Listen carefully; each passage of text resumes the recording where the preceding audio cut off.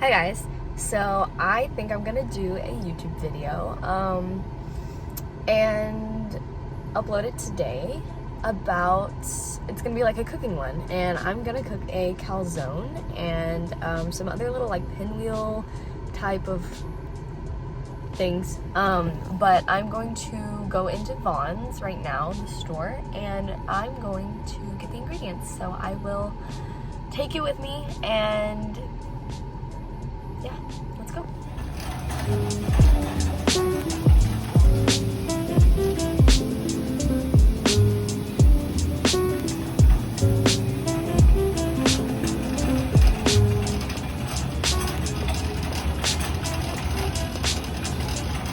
Okay, hi guys. So hang on. Okay.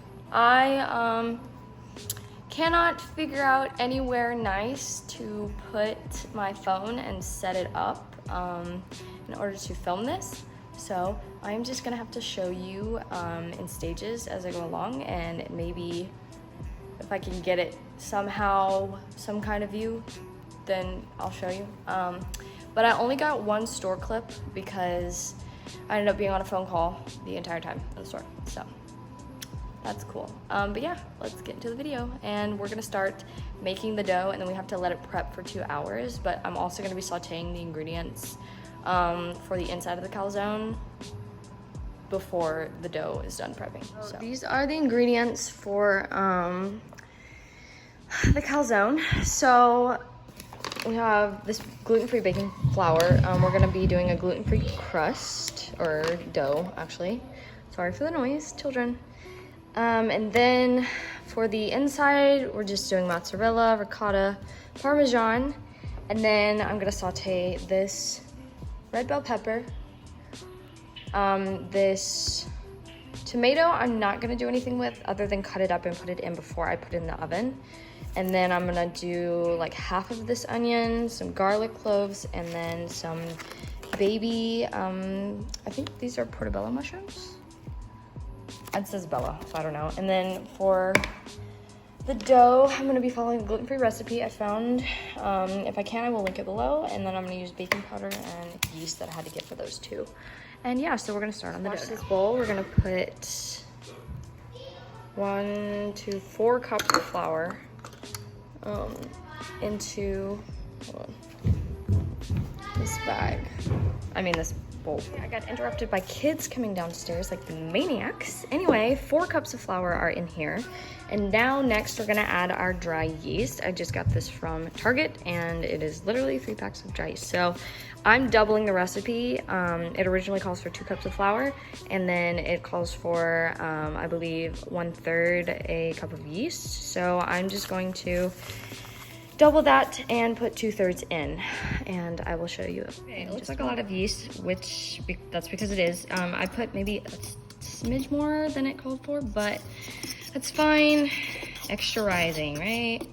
All right, so we're just gonna mix that in, and then let's see, it calls for baking powder, but I need to check. Okay, I apologize for the quality. I'm using the front camera, and it has a little crack over the lens, so it gives weird lighting. But I'm opening the baking powder now, and I'm doubling it, of course, so it calls for, let's see where I put that. Hold on. 2 teaspoons? 1 teaspoon.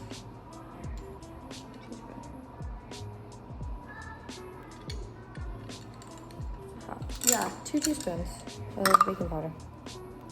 And you know what? I've always wondered like what this little this piece was for this, and it's literally to level it out so it's like nice and packed in. I never knew that as a child. I was like, that's so inconvenient. Why is that there? And then I was like, wow. The things you appreciate when you become an adult. Crazy. Okay, so that's done. Now we're doing 2 pinches of salt, doubling that. Well, it's doubled. It was 1 pinch, now it is 2. I don't know if you're supposed, I don't know if like the saltier the dough, the better. I don't know. I'm just gonna do what the recipe says. And now after you mixing your dry ingredients, I'm going to see what the wet ones are and measure them out and then add them according to the recipe. So yeah. So this is the recipe, and we're looking at the wet ingredients now. So I'm just showing the recipe. I'll also link it below. And these are the instructions. Very simple, not hard to follow at all. But yeah, I will link it below. And actually this dough turned out really good in the end. So yeah.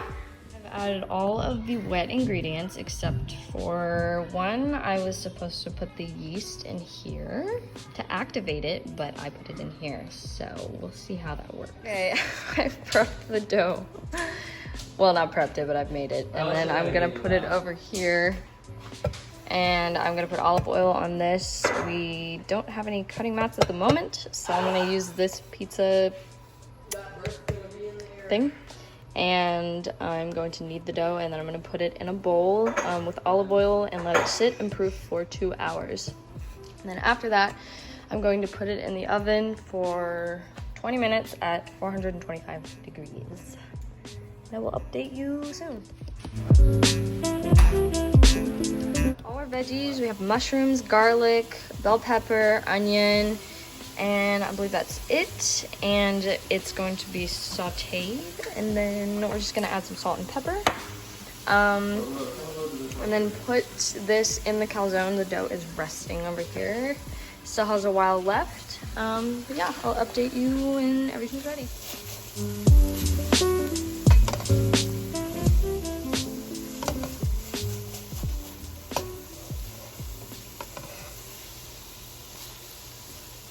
Here's the background noise.